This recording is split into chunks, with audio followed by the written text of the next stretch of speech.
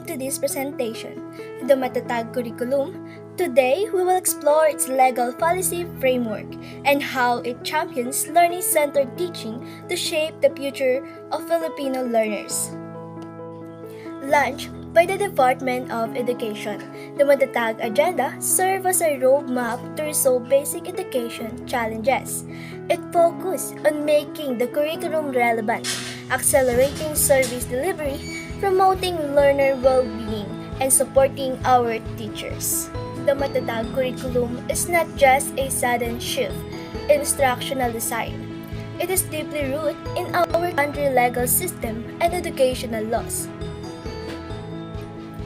First, it directly fulfills Article 14 of the 1987 Philippine Constitution, which mandates the state to protect and promote the right of all citizens to quality, accessible, and relevant education. Second, it builds upon the legislative backbone of the Republic Act 10533 or the Enhanced Basic Education Act of 2013.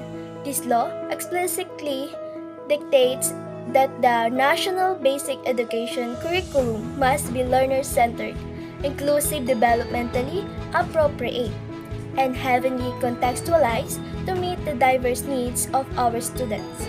Lastly, to translate these grand laws into daily classroom practice, the Department of Education issued DepEd Order Number Certain Series of 2024.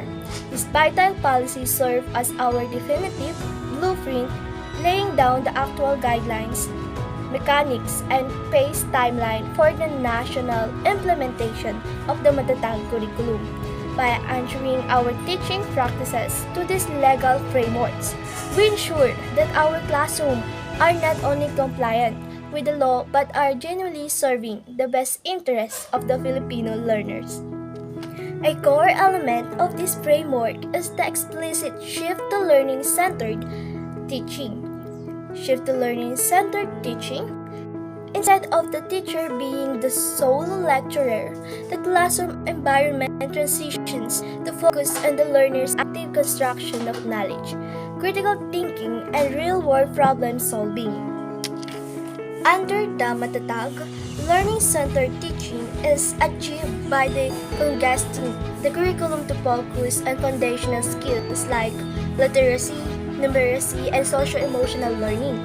Lessons are localized to fit the student's community.